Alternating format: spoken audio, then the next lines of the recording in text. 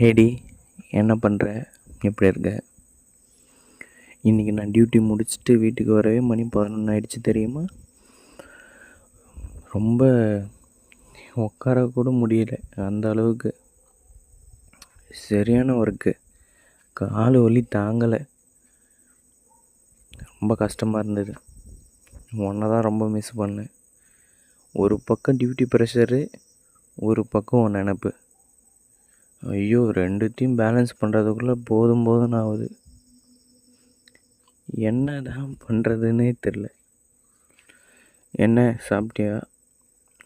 நான் இன்றைக்கி மதியம் சாப்பிடல, சரியான டியூட்டி.